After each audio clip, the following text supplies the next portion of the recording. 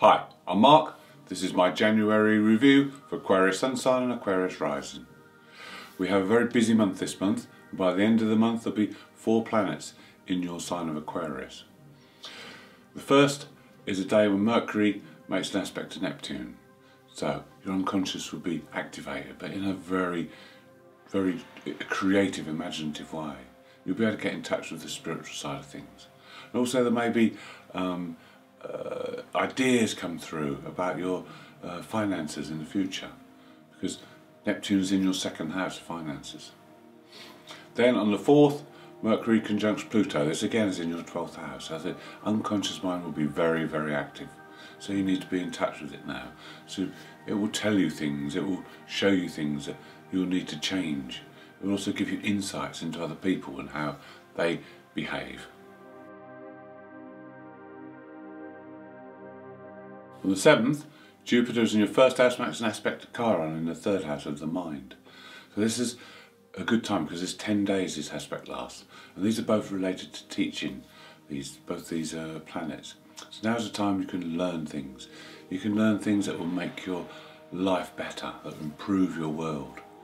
You'll be able to also help other people and teach other people.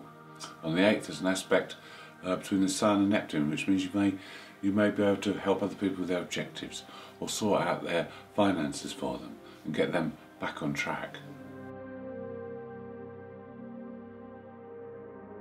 On the 9th we have Mercury moving into your sign Aquarius and the 1st house, and when he makes that transition he immediately contacts Saturn. So this is a very cautious day. This is a day when obviously Mercury's come out into the open but meets Saturn straight away, and so there's a limitation put on Mercury. So it's not a day to make decisions, it's not a day to see the bigger picture. You need to wait till Monday because Mercury will make an aspect to Jupiter then.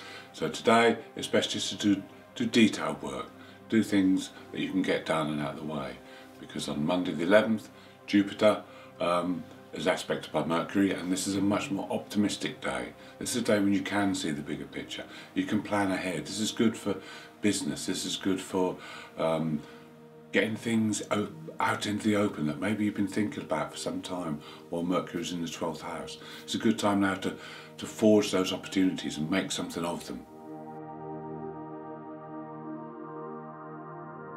Also on the 11th, Mars, who's now moved from Aries into Taurus and your 4th house, makes a hard aspect with Saturn. Now Mars-Saturn is always a frustrating aspect. You can't push ahead like you would like to.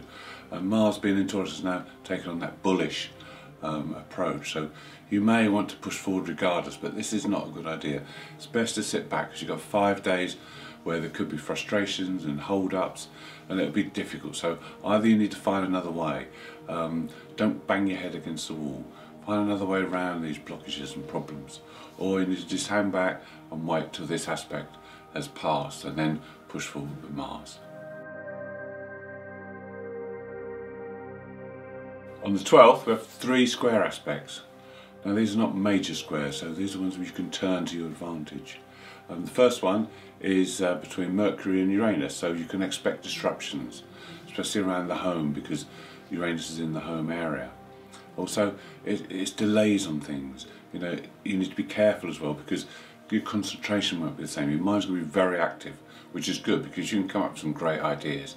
You might come up with some great ideas around the home, things to improve your home, or ways you can start a project from home. These things are good, but then you've got to be careful because your mind is so active that your concentration can slip. So you need to be careful when you're driving, when you're out and about, so you don't have any accidents. Also on the same day, Venus, who's in your 12th house, makes an aspect to Chiron. Here you can get great insight into the unconscious. We spoke earlier about Neptune being in the 12th, now Venus is in the 12th, so you can get great insight into what makes you tick, what your desires are and what you want to achieve. Then the 3rd one is between Neptune and the North Node. Now the North Node is our spiritual way forward. This is in your 5th house of creativity.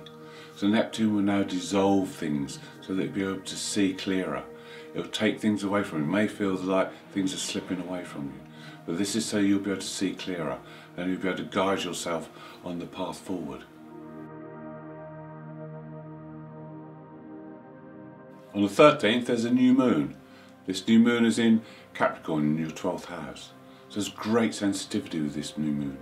New moon's a time to set new goals. So this is a time to set realistic goals. But you'll be in touch with the unconscious for this. So this is good because you can set goals that are really suited to what you want to do. You'll be more aware of other people's needs. And it may be that you'll gain a lot of fulfillment through the service to other people. So these goals need to reflect that. These goals need to be easily attainable so that you're not overstretching yourself. So they're more realistic. So your dreams are more realistic.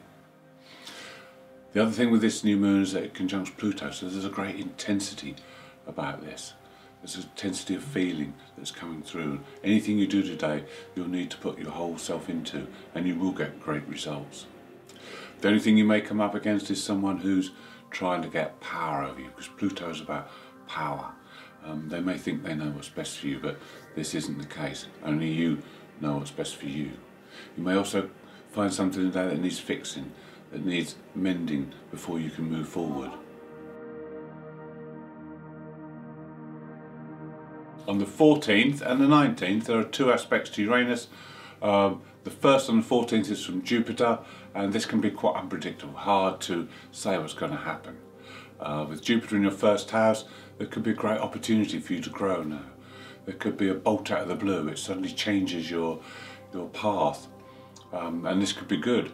But then on the other hand, Uranus is in your 4th house, and Uranus has this fight against being repressed. He wants freedom, he wants to do what he likes. So there may be a bit of a rebellious side comes out now, and you may cause a disturbance to be able to break free. But what you need to remember is Jupiter can help you change creatively. Uranus will only do this disruptively. So if you want to follow the Jupiter side and bring change in a creative way, that would be the better way to do it. The other aspect on the 19th is Mars conjunct Uranus. And this again can cause sudden upsets. This can cause anger. There could be accidents happen on this day. It's on the 19th for 4 days. So you need to be wary and you need to channel the energy. Mars energy is very powerful and strong, and it's very bull-like in Taurus, the bull. This is again in your 4th house, so the best way to use this energy is to channel into a new project in the home area, either working from home or doing something to change the home, to make it a better place. Then on the 20th there's another aspect. This time it's between Mars and Jupiter, and this can be very fortunate as well. These aspects can go either way, depending on how you handle the energies and what direction you're going in. If you're going in the wrong direction, it can prove quite difficult.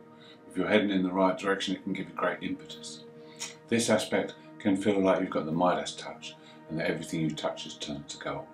Again, this relates to the same area of the home area. So again, if there is a project, something you're getting really excited about, you can put a lot of energy into it now, and this could be very productive. It could be a very successful period. This aspect lasts for 7 days. Jupiter in your 1st house will bring opportunities. It's been hidden in the 12th house for so long. Now is your chance to shine. Take forward these opportunities and push them forward in the direction you want them to go in. The only problems you'll have is if you're going in the wrong direction. Then you'll have blockages, or you'll have things that come up against you, and then you need to look and maybe adjust your plans.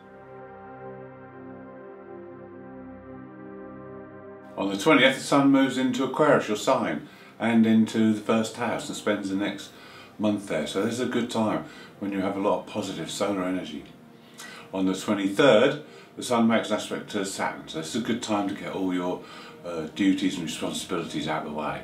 All those things you've been putting off over the last few weeks, get them done now. So it paves the way for the month ahead, because this is a month when you can advance. This is a month for planning and putting a structure in place so that it will run smoothly.